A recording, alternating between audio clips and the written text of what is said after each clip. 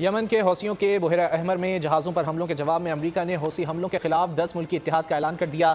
यह ऐलान अमेरिकी वज़ीर दिफा ऑस्टिन लाइट के इसराइल के दौरे के दौरान किया गया। यमन के हूसियों ने बुहरा अहमर में जहाज़ों पर हमलों का जवाब। अमेरिका ने हूसी हमलों के खिलाफ 10 मुल्की इत्तेहाद का ऐलान कर दिया है। अमेरिका, बरतानिया और कनाडा के अलावा दीगर मुल्कों में France, Italy, Spain, Norway, Netherlands, Bahrain और सीशेल्स शामिल हैं। इसराइल के दौरे पर अमेरिकी वज़ीर दिफा ने हूसियों के हमलों के खिलाफ बैनुल अक़वामी मैरीटाइम इत्तेहाद बनाने का ऐलान किया था। इस वक्त जिस तरह अमेरिका और इसराइल के लिए जंग बंदी नागुज़ेर होती जा रही है, वैसे ही आलमी ताकतों की दिलखराश रिपोर्टें सामने आ रही हैं। हम आपको बता चुके हैं कि कैसे इसराइल की सप्लाई को 3 मज़ाहमती तंजीमों ने घेरा हुआ है और सप्लाई की कमी इसराइल में शिद्दत इख्तियार कर रही है। तो गाजा की मजलूमियत की कहानियां भी आलमी मीडिया की ज़ीनत बनना शुरू हो गई हैं। जिनको जंग बंदी चाहिए वो जालिम और मजलूम की मासूमियत बेचकर अपने मफाद के लिए अपने ही हमले रुकवाएगा ना। जय हिंद दोस्तों, मैं हूं मेजर गौरव और आप देख रहे हैं मेजरली राइट। अमेरिका ने यह बोला है कि ये जो भी हमला हो रहा है शिप्स पे, आपको पता है ना कि भारत के भी आईएनएस कोची और आईएनएस कोलकाता गए हैं, स्टेल्थ डिस्ट्रॉयर्स जिसके अंदर ब्रह्मोस मिसाइल लगी हैं। दोस्तों, ये अमेरिका का ये कहना है कि इसके पीछे ईरान का हाथ है। जय दोस्तों, जय श्री राम। भाई, हमास वर्सेस इजराइल की जंग में नया मोड़ आ गया है। मोड़ आया है हुती विद्रोहियों को ईरान है हथियार सप्लाई करा है, बम गोले बारूद सप्लाई करा है कि वहां से जो भी लाल सागर से जहाज जा रहे हैं वहां पर वर्ल्ड का जो है व्यापार चलता है और जो इजराइल जहाज जा रहे हैं उन पर ये बम गोले दाग रहे हैं। और अमेरिका ने 10 कंट्रियों को इकट्ठा करके ईरान को डंडा डाल दिया है। आप लोग क्या रिकमेंडेशन वीडियो देखिए, बड़ी जबरदस्त वीडियो है, उसके बाद फाइनली बात करेंगे। सारा का सारा जो कांड करवा रहा है ना, इसके ऊपर बम मारो, इसके ऊपर मिसाइल मारो, ये ईरान इसके ऊपर करवा रहा है। और मुझे ऐसा लग रहा है कि धीरे धीरे एक मौसम, एक माहौल बन रहा है ईरान के खिलाफ। और मुझे ऐसा भी लगता है कि ईरान को इन चक्करों में पड़ना नहीं चाहिए, ठीक है? क्योंकि देखिए, बात वो सब ठीक है कि फिलिस्तीनी बड़े परेशान हैं, ये सब बात सही है, परेशान होंगे भी, मैं मना नहीं कर रहा। लेकिन अब सबको ये पीछे पता लग गया है कि एक ऐसा स्टेट है जो कि आतंकवाद को सपोर्ट कर रहा है और खुल के सपोर्ट कर रहा है। ऐसा भी नहीं कि टैसिट सपोर्ट होता है ना, जैसे पाकिस्तान कहता है, जैसे पाकिस्तान मक्कारी कर देता है, आतंकवादियों को हथियार दे देगा। बोलो हम तो जानते नहीं इसको कौन है। ईरान ये नहीं कह रहा। ईरान ये कह रहा है कि हमने इनको हथियार दिया है, हम इसको जानता भी है, हबीबी, ये हमारा दोस्त भी है।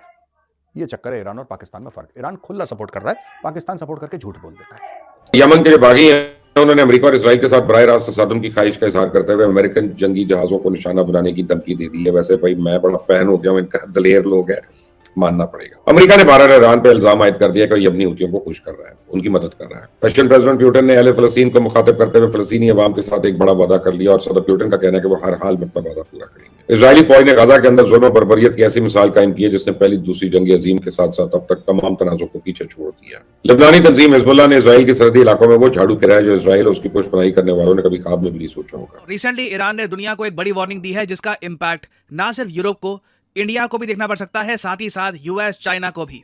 ना यहाँ पे आप देख पाएंगे आर्टिकल, ईरान ने वार्निंग ये दी है कि ये मेडिटेरेनियन सी को क्लोज कर देंगे गाजा वॉर की वजह से। इस पर दुनिया भर में आर्टिकल्स पब्लिश हो रहे हैं। लोग चिंतित है कि ईरान ऐसा क्या करेगा कि इतना इंपॉर्टेंट ग्लोबल शिपिंग रूट जिसका फायदा इंडिया को भी मिलता है, चाइना को, यूएसए को, ऐसे एरिया को, मेडिटेरेनियन को ये बिल्कुल क्लोज कैसे कर देंगे। अब देखो, वैसे अगर मैं आपको मैप में दिखाऊं ना, मेडिटेरेनियन सी के आसपास भी ना ईरान आता नहीं है। इसलिए वैसे जब इनिशियली ये न्यूज़ सामने आई थी ना, तो कई लोगों ने ये भी यहाँ पे क्वेश्चन पूछा कि ईरान कह तो रहा है कि ये ब्लॉक कर देंगे मेडिटेरेनियन को, मगर ये करेंगे कैसे? क्योंकि यहाँ पे आप देख पाएंगे ये है आपके सामने ईरान और ये है मेडिटेरेनियन सी। इसी सी के जरिए इंडिया इंपोर्ट और एक्सपोर्ट करता है यूरोप को। एक्चुअली पूरा यूरोप का जो मेजॉरिटी जो इनका इंपोर्ट एक्सपोर्ट है 60 to 70% ये इसी सी से गुजरता है। यूरोप को अगर ट्रेड करना है अफ्रीका से तो मेडिटेरेनियन से ये करेंगे, यूरोप को अगर ट्रेड करना है चाइना से तो भी यहीं से ही होगा, यूएसए से करना है तब भी आप देखोगे शिप पहले यहाँ से निकलेगी, उसके बाद स्ट्रेट ऑफ जिब्राल्टर को क्रॉस करके अटलांटिक ओशन को पार करके जाएगी यूएसए में। और आप ये भी नोट करोगे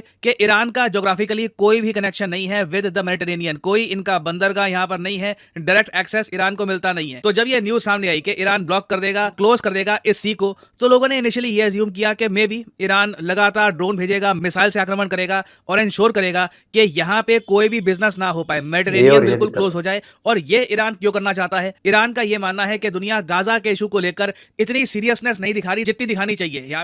अब देखिए, व्हाइट हाउस, जो यूएस का व्हाइट हाउस है अमेरिका का, वो कहता है कि ईरान की डीप इन्वॉल्वमेंट है in planning operations against commercial vehicles. ये देखिए कितना बड़ा इल्जाम है और ये सच भी है। ये सच में इसलिए कह रहा हूं, ईरान की हरकतें ऐसी हैं। अभी क्या कह रहा है व्हाइट हाउस, यानी कि अमेरिका ये कह रहा है कि हमारे पास सबूत है, कि ईरान ने ये जितनी भी ट्रेडिंग वेसल्स हैं, जितनी भी ये जहाज हैं जिनके ऊपर अटैक हो रहा है, ये सारा का सारा जो प्लानिंग है, इस जहाज को मारो, ऐसे मारो, ये करो, इसमें ये बम मारो, ये मिसाइल करो, ये लो हथियार ठोको इनको, इसको आप पायरेट्स जाओ और उसको जाके पूरे हाईजैक कर लो वेसल को, ये सब ईरान करवा रहा है। ये अमेरिका के व्हाइट हाउस का कहना है। ईरान बैक्ड जो हौथी मूवमेंट है, ये टारगेट करते हैं रेड सी में, यानी कि लाल सागर में ये लोग टारगेट करते हैं। और ये क्यों काम कर रहे हैं? ये कह रहे हैं कि साहब हम पैलेस्टीनियंस को सपोर्ट कर रहे हैं, इसलिए हम ये काम कर रहे हैं। तो एक आतंकवादी संगठन दूसरे आतंकवादियों को सपोर्ट कर रहा है, सब दहशतगर्द हैं सबके सब, तो ये एक दूसरे को सपोर्ट कर रहे हैं, ऐसा कह रहे हैं। लेकिन लोगों का मानना है कि इतना सिंपल नहीं है, ये इतनी सरल, इतनी आसान चीज नहीं है जितना ये लोग कहते हैं कि साहब हम इनका सपोर्ट कर रहे हैं इसलिए हम कर रहे हैं। नहीं, इसके पीछे दुनिया के ऊपर प्रेशर डालने की एक टैक्टिक है ईरान की, यानी कि जो हौथी रिबेल्स हैं उनके दिल में फिलिस्तीनियों के लिए जो भी हो, लेकिन जब वो हमला करते हैं, वो हमला इसलिए नहीं कर रहे क्योंकि फिलिस्तीनियों के साथ खड़े हैं, क्योंकि फिलिस्तीनियों के साथ तो कोई नहीं खड़ा हुआ। जो मुस्लिम देश हैं वो तक नहीं खड़े इनके साथ, वो तब इनको धुतकारते हैं, अपने घर के अंदर आने नहीं देते, कह रहे तुम घर के अंदर घुसोगे तो फिर पीटेंगे तुम्हें, भागो यहां से। ये कर रहे हैं ईरान के कहने पे प्रेशर डालने के लिए। तीसरी बात है ये बड़ा इंटरेस्टिंग है, आप सुनिएगा, पॉइंट्स भी यहां पे हमने पूरे बना रखे हैं आपके लिए, please listen to this carefully दोस्तों।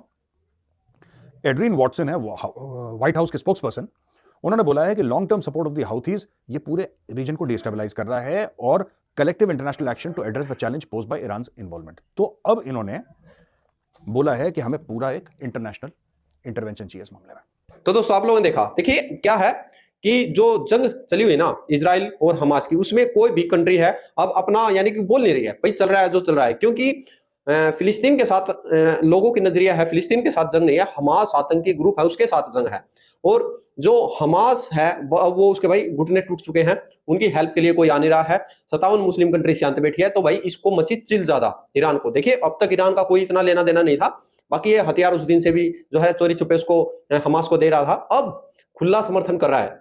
यानी कि देखिए इसका कोई बंदरगाह नहीं लगता, कोई पोर्ट नहीं है, आप लोगों ने वीडियो में देखा, फिर भी उसको जो हूती विद्रोही है उनको सप्लाई कराया। और अब जो एक भारत शिप आ रही थी, 2 जहाज थे, उसमें 20 क्रू मेंबर इंडियन थे, तो भारत से गुजरात तट से है जो उनको लेने गई है इंडियन नेवी, तो वो लेके आए हैं। तो अब अमेरिका ने भाई 10 कंट्रियां, देखिए वहां चाइना भी वहां से व्यापार होता है, और जो इजराइल जा रहे हैं तो इजराइल वालों को ये टारगेट करे हैं।